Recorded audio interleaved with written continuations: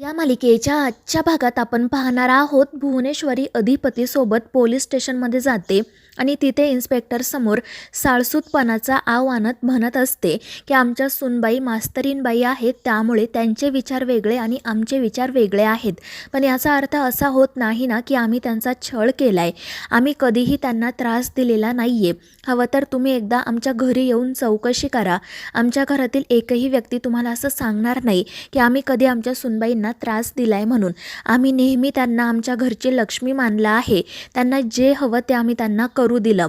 खरं तर ना आमचा शिक्षणाला विरोध आहे, मात्र त्या शिक्षिका आहेत म्हणून आम्ही त्यांना सांगितलं की तुम्हाला नोकरी करायची असेल तर खुशाल नोकरी करा, आमची त्याला काही हरकत नाही आहे. आता कसं आहे ना, त्यांना त्यांच्या आईवडिलांचं सुद्धा बघावं लागतं. त्यामुळे त्यांचा जो काही पगार येतो तो पगार त्या त्यांच्या आईवडिलांनाच देतात. मी कधीच त्यांच्याकडून कशाचीही अपेक्षा केली नाही, कारण आमचीच इस्टेट एवढी आहे की ती संपता संपणार नाही. हे सगळं ऐकून मग अधिपतीसुद्धा म्हणू लागतो की बघितलं ना इन्स्पेक्टर साहेब, आमच्या आईसाहेब ती विचार करतात त्यांच्या सुनेचा. त्यांनी कधीच मास्तरीनबाईंना त्रास दिलेला नाही आहे. तरीही मास्तरीनबाईंनी असं का केलं तेच आम्हाला कळत नाही आहे. त्यांनी जी काही तक्रार केली आहे ना ती खोटी आहे. तर दुसरीकडे अक्षरा इराला शांत राहायला सांगत असते, पण ती इरा म्हणत असते की ताई, इथे माझ्यावर ओरडण्यापेक्षा ना त्या भुवनेश्वरी मॅडमला जाऊन जाब विचार. पण तू त्यांच्या पुढे तर काही बोलू शकत नाही ना, तू इथे आम्हालाच दोष देत बसणार. खरं तर आम्ही जे काही केलं ते तुझ्याचसाठी केलं. मात्र अक्षरा म्हणत असते की इरा तू प्लीज गप्प बस, आणि ती पुन्हा तिच्या बाबांना म्हणू लागते की बाबा, मला न सांगता तुम्ही का पोलीस स्टेशनमध्ये गेलात, का भुवनेश्वरी मॅडमच्या विरोधात तक्रार केली, असं करायला नको होतं. मात्र तिचे बाबा म्हणत असतात की अक्षू बाळा, त्या भुवनेश्वरी मॅडमने आपल्यासोबत जे काही केलं ना त्याचा मला व्यक्तिशः खूप त्रास झाला. तू हे सगळं सहन करत आली आहे, पण मला हे नाही सहन झालं आणि म्हणून मी कुठेतरी व्यक्त व्हायचं ठरवलं. हवं तर तू असं समज की मी तक्रार करून व्यक्त झालो. तर अक्षरा वैतागून म्हणत असते की बाबा, व्यक्त होण्यासाठी मी नाही म्हणतच नाहीये, मात्र व्यक्त होण्याची वेळ आणि जागा चुकली ना. आता जेव्हा हे सगळं अधिपतींना कळेल तेव्हा त्यांना काय वाटेल. पण बाबा म्हणत असतात की आम्ही त्यांच्या विरोधात तक्रार केलीच नाही. तर अक्षरा म्हणत असते, पण तुम्ही भुवनेश्वरी मॅडमच्या विरोधात तर तक्रार केलीच ना, आणि आता हे अधिपतींना कळल्याशिवाय राहणार आहे का? नाही ना. आता उलट अधिपतींना हे सगळं कळल्यावर त्यांच्यामधील आणि माझ्यामधील गैरसमज अजून वाढणार आहे.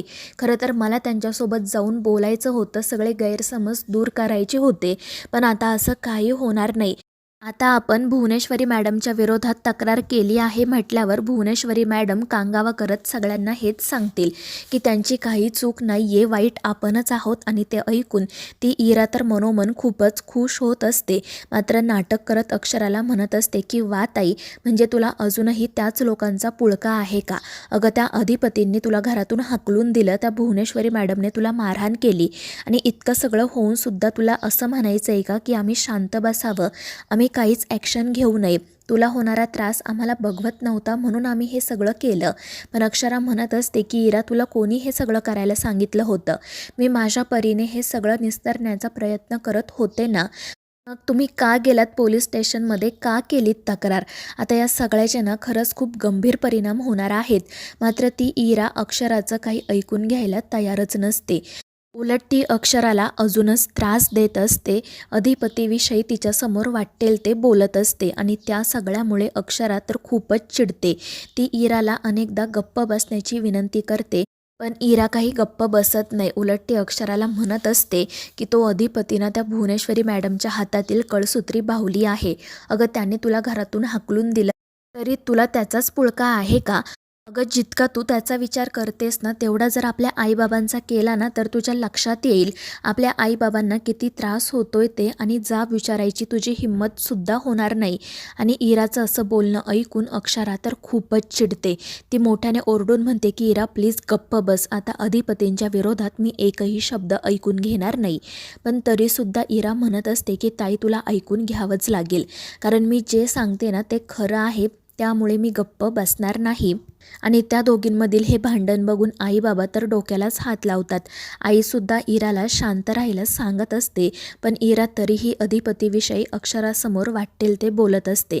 आणि मग ती अक्षराला असंही म्हणते की कागद ताई, तुला काही पैशांची चटक लागली आहे का? म्हणूनच तुला त्या घरात परत जायचं आहे ना? आणि इराचं हे वाक्य ऐकून शेवटी अक्षरा रागाच्या भरात तिच्या कानाखाली मारते आणि त्यामुळे इरा तर खूपच चिडते, पण ती अक्षरासमोर काही बोलूच शकत नाही.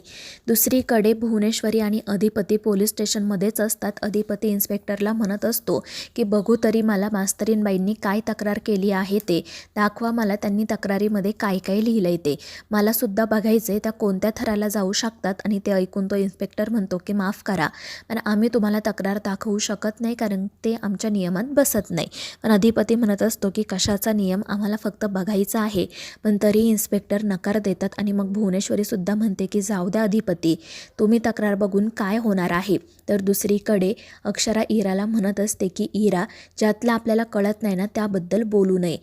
जे काही घडतंय त्यामध्ये अधिपतींचा काही दोष नाही आहे. जर तू त्यांच्याविषयी उलटसुलट काही बोलली ना तर माझ्या इतकं वाईट दुसरं कोणीही नसेल, हे लक्षात ठेव.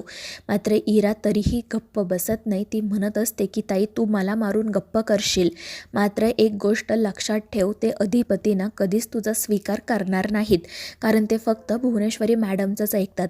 इतके दिवस झालं तू माहेरी येऊन बसली आहे, तरी त्यांनी तुझी चौकशी केली का? नाही ना. मग तरीही तू त्यांची बाजू का घेते? आणि मग त्यानंतर ती रडायलाच सुरुवात करते आणि आईबाबांसमोर कांगावा करते की बघितलं ना, आपण ज्याचं भलं करायला जावं तोच आपल्यावर कसा उलटतो ते. आपण इतका ताईचा विचार करतो, पण ताईला आपलं काही घेणं देणं नाही. तिने मलाच मारलं.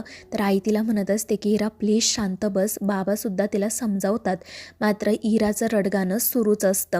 आणि त्यानंतर बाबा अक्षराला म्हणतात की बाळा, आम्ही जे काही केलं ते तुझ्या भल्यासाठी केलं. पण ती म्हणत असते की बाबा, मग एकदा आधी मला विचारायचं ना, माझ्यासोबत बोलायचं, अधिपतींसोबत बोलायचं, मलासुद्धा त्यांच्याशी बोलायचं होतं. आपण यातून काहीतरी मार्ग काढला असता. आता तुम्ही हे जे काही केले ना त्यामुळे गोष्टी अजून चिघळतील आणि अधिपतींचं आणि माझं बोलणंसुद्धा नीट होऊ शकणार नाही. आमच्यातील गैरसमज वाढतच जातील. हो, मला अधिपतींना सांगायचं होतं की आमचं बाळ माझ्या पोटात वाढतंय, मात्र आता तुम्ही जी तक्रार दाखल केली आहे ना त्यामुळे सगळ्याच गोष्टी कॉम्प्लिकेटेड होणार आहेत. आणि अक्षराचं ते बोलणं मग हळूहळू तिच्या आईवडिलांनासुद्धा पटू लागतं. मात्र इरा रागातच तिच्याकडे बघत असते. दुसरीकडे इन्स्पेक्टर साहेबांनी तक्रार दाखवायला नकार दिल्यामुळे अधिपती अजूनच वैतागतो आणि त्यानंतर तो त्या इन्स्पेक्टर साहेबांना विचारत असतो की मास्तरीणबाई स्वतः तक्रार दाखल करण्यासाठी इथे आल्या होत्या का?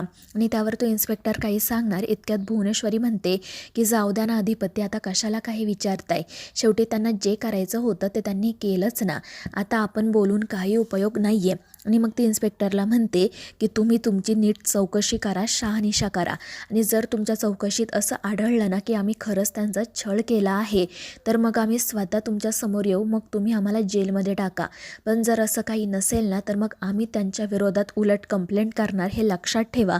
आणि त्यावर तो इन्स्पेक्टर हो म्हणतो. त्यानंतर मग भुवनेश्वरी अधिपतीला घेऊन तेथून जाण्यासाठी निघते. तर दुसरीकडे इराची अजूनही बडबड सुरूच असते, पण आई तिच्यावर ओरडत्याने तिला शांत राहायला सांगते. तर अक्षरासुद्धा शांतपणे तिच्या आईवडिलांसोबत बोलण्याचा प्रयत्न करत असते. तर मित्रांनो, या मालिकेच्या पुढील भागांमध्ये आपण पाहणार आहोत अधिपती भुवनेश्वरीला म्हणत असतो की मास्तरीणबाईंनी हे जे काही केले ते अति झाले, आता मी हे कधीच विसरणार नाही.